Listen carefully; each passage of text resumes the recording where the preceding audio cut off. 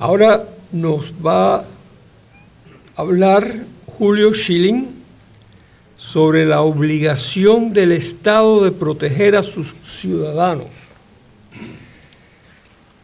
Y Julio, quien es el coordinador de este evento, tiene una maestría en Ciencias Políticas de la Universidad Internacional de la Florida, de Miami. Es miembro de la Asociación Norteamericana de Ciencias Políticas, de la Asociación Internacional de Ciencias Políticas y el Pen Club de Escritores Cubanos en el Exilio, politólogo, escritor y director del Foro Político y Publicación Digital Patria de Martí, autor de Dictaduras y sus Paradigmas, una obra política pormenorizada consistiendo de 2 tomos que estoy leyendo todavía, pero un gran trabajo. Y por el poco tiempo que lo he conocido, encuentro en él una persona que unifica capacidades de ideas con acción y representa una fuerza vital, como con todos nosotros, para impulsar el cambio en cuestiones que nos interesan. Así que, Julio, adelante. El podio es tuyo. Por esa introducción.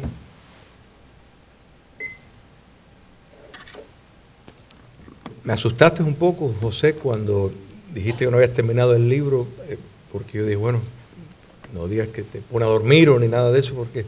Tengo que ser honesto, no lo he terminado. Bueno, está bien, es mejor eso. Gracias a todos por asistir a este foro de promoción democrática continental, justo en esta ciudad de Miami, que la historia la ha convertido en la capital del exilio latinoamericano y en cierta medida europeo, por los fallos de determinados estados de poder, en algunos casos proteger a sus ciudadanos y en otros de no dejar de perseguirlos.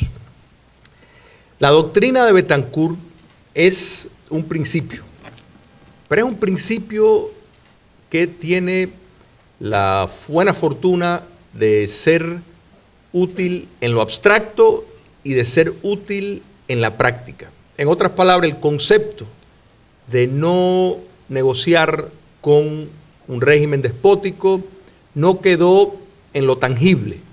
El presidente Betancourt lo implementó como política de Estado y para su gloria y para ejemplo, pagando un precio, porque sin lugar a duda se pagó un precio económico, lo hizo. La noción del derecho de rebelión es otro principio y yo apoyo la tesis de Santo Tomás de Aquino, de tiranicidio. El derecho de rebelión es otro principio que, de nuevo, no solo vive en lo abstracto, sino tiene su función en la práctica y una función necesaria para los que creemos en la noción de que el individuo vale algo. Yo les quiero hablar de un concepto, la obligación o la responsabilidad del Estado de proteger a sus ciudadanos. Este concepto brota, tal como lo entendemos hoy en la modernidad, de la Cumbre Mundial del 2005, de las Naciones Unidas, una de las cumbres que más países estaban representados. En efecto, establecía la noción de que el Estado tiene una primacía en la responsabilidad de proteger a sus ciudadanos por encima de los derechos que tiene. En otras palabras, tiene más responsabilidad que derecho cuando se refiere a proteger a sus ciudadanos. Hay 3 pilares que sostienen este principio. El primero, el Estado tiene que impedir el genocidio, tiene que impedir crímenes de guerra, tiene que impedir depuración étnica y tiene que impedir crímenes de lesa humanidad.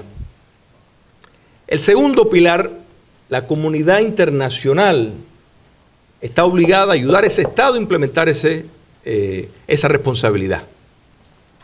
El tercer pilar obliga a la comunidad internacional a tomar acción si ese Estado deja de cumplir con esa responsabilidad. Yo quiero leer, para estar seguro que entendemos que todos estamos hablando el mismo idioma, porque de nuevo, el lenguaje no podemos escatimar nunca en querer definir los términos. Crímenes de lesa humanidad. Y esto es, según lo define el Estatuto de la Corte Penal Internacional, del Estatuto de Roma. Comprende las conductas tipificadas como asesinato, exterminio, deportación o desplazamiento forzoso, tortura, violación, prostitución forzada, esterilización forzada y encarcelamiento, persecución por motivos políticos, religiosos, ideológicos, raciales, étnicos, de orientación sexual u otros definidos expresamente, desaparición forzada, secuestro, cualquier acto inhumano que cause graves sufrimientos o atente contra la salud mental o física de quien los sufre, siempre que dichas conductas se cometan como parte de un ataque generalizado sistémico contra una población civil y con conocimiento de dicho ataque por parte del Estado. Yo creo que hay muchas personas en este salón que han padecido algunas violaciones que claramente son calificables como crímenes de lesa humanidad cometidos por Estados. Yo les quiero leer, para tampoco dejar ningún espacio a la ambigüedad, del documento final de esa cumbre del 2005, el párrafo 138, y así lo define, de las Naciones Unidas. Cada Estado es responsable de proteger a su población del genocidio, los crímenes de guerra, la depuración étnica y los crímenes de lesa humanidad. Esa responsabilidad conlleva la prevención de dichos crímenes, incluida la incitación a su comisión mediante la adoptación de medidas apropiadas y necesarias. Entonces, el párrafo que le sigue, el párrafo 139, pues ya entonces entra en las responsabilidades de la comunidad internacional. Y así dice: la comunidad internacional, por medio de las Naciones Unidas, tiene también la responsabilidad de utilizar, y aquí habla de diferentes métodos, para ayudar a proteger a las poblaciones del genocidio, los crímenes de guerra, la depuración étnica y los crímenes de lesa humanidad. Muy bien. 4 años después, pues, otro informe de las Naciones Unidas se decide, bueno, ¿cómo hacemos esto más efectivo? Porque, de nuevo, hay que separar lo abstracto, porque lo abstracto es maravilloso, pero si no se puede llevar al ejercicio práctico, es un puro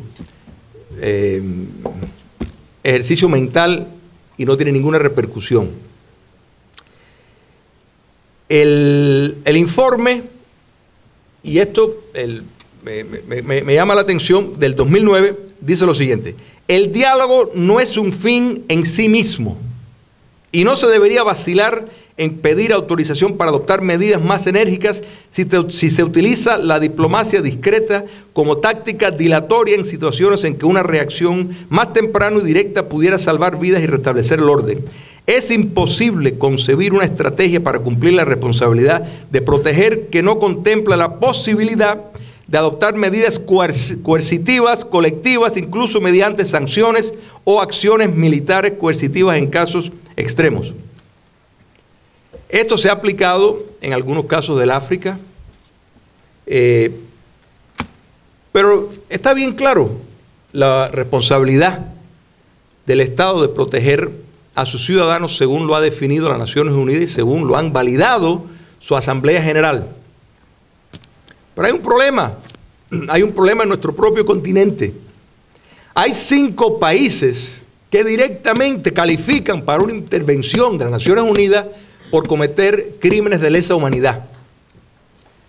Hay una democracia debilitada donde las libertades cada vez son más restringidas, que es la Argentina. Y las 5 dictaduras a las que me refiero es Cuba, Venezuela, Ecuador, Bolivia y Nicaragua. Para colmo, el jefe ejecutivo de las Naciones Unidas pues va a ir a la cumbre de la CELAC esta semana. Entonces, Ban Ki-moon, ¿cómo es posible? ¿Qué inconsistencia moral cuando la responsabilidad de Estados claramente, sin lugar a duda, porque no hay terreno de confusión en estos 5 países de América Latina que yo he mencionado, donde claramente se ha cometido crímenes que califican bajo crímenes de lesa humanidad? ¿Por qué es que no hay un escándalo? ¿Por qué es que no hay un movimiento para reforzar esta propia documentación? Yo creo que, y por eso es muy importante, y empecé todo esto hablando cuando hablé de por qué yo valoro la doctrina Bettencourt, porque fue una noción que se puso en práctica y partía de un factor de solidaridad que defiende nociones básicas de decencia. El derecho de la rebelión le retorna el poder al individuo para precisamente reclamar lo que debidamente deben de otorgar una comunidad que las Naciones Unidas, la intención entre muchas es precisamente promover un mundo mejor. Se toma el tiempo de redactar documentos como este, formidablemente escrito. Y si vamos a hablar de documentos, la Declaración Americana de los Derechos y los Deberes del Hombre, que es la carta magna inicial de la Organización de Estados Americanos, que precedió a la Declaración de las Naciones Unidas por casi 8 meses. El que se tome el trabajo de leerlo va a ver un documento hermoso, que parecería que no fuera posible no tener un continente libre, no tener un continente lleno de democracia y de sociedades abiertas. Sin embargo, ese no es el caso. Entonces hay que partir desde la noción de que no solo es lo que se escribe, no solo es lo que se emite, y eso hay una clase política profesional que sabemos que es una industria y que vive de eso, y esto no lo digo en un sentido peyorativo. Yo creo que la realidad es que es una evasión de responsabilidad cuando no se busca precisamente reforzar documentos que estados se han suscrito y esos propios estados los están violando. Y quisiera, porque esto de 4 años, el informe a las Naciones Unidas 4 años después de la Cumbre Mundial del 2005, donde se redactó este principio, pues lo titula Hacer efectiva la responsabilidad de proteger. Hacer efectiva. En otras palabras, es como 4 años después se dan cuenta, bueno, esto está formidable, pero ¿cómo es que vamos a poner esto en práctica? En el 2011, pues vuelven a emitir otra, en efecto, para hacer efectivo lo que queremos hacer efectivo. Y hay un dato curioso en el párrafo 13, y dice así: más allá de las responsabilidades jurídicas del Estado, los individuos tienen una responsabilidad moral de proteger. En otras palabras, está transfiriendo esa misma obligación y esa misma responsabilidad de proteger a ciudadanos cómplices. Y sigo. Los crímenes masivos requieren en general la movilización de un gran número de personas, ya sean soldados o civiles, policías o asalariados, para atacar a sus vecinos e incluso a sus familiares con una crueldad e insensibilidad frías y calculadas. También requieren de espectadores que fingen no ver o escuchar la angustia. Por otro lado, ejercen una responsabilidad individual aquellos que se niegan a mirar hacia el otro lado o a participar, dan cobija a los más vulnerables, critican abiertamente la deshumanización de los grupos destinatarios o defienden la dignidad y los derechos humanos. Debemos honrar y divulgar tales actos valorosos, así como aprender de ellos. Hannah Arendt,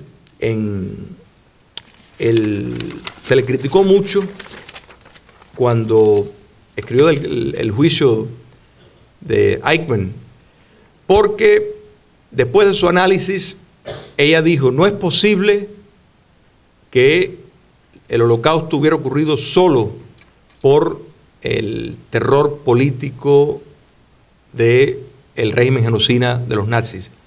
Hubo complicidad de la población civil. Si bien se puede argumentar que el terror tiene mucho que ver con eso, la criticaron mucho, pero hay una cierta responsabilidad colectiva y que como ciudadanos, toda sociedad civil, toda sociedad libre tiene que aceptar, porque es muy fácil, la verdad, decir, bueno, pero responsabilizar de una forma colectiva una acción, y me causa curiosidad que nada menos que las Naciones Unidas, bajo el principio de requerir al Estado que proteja a sus ciudadanos, pues unos años después, pues incluye que los ciudadanos también son responsables. Para concluir, el cénit de todo lo que estoy tratando de decir, y por eso este tema me pareció tan relevante y tan importante, es la doble moral, si se quiere, de determinados valores que existen, que todos hablamos. Si leemos la Declaración de Caracas, de la CELAC, y la ponemos al lado de la Carta Democrática Interamericana, hablan ambas de libertades fundamentales, hablan de democracia. No se puede permitir que se desnaturalice conceptos y principios. Hay que por lo menos confrontarlos, y es mi esperanza que foros y simposios como estos y otros que vendrán, pues sirvan ese propósito de identificar bien claramente y poner presión a la clase política para que vaya a reforzar esta política que han escrito y sigue esperando todavía que en nuestro continente se aplique. Muchas gracias.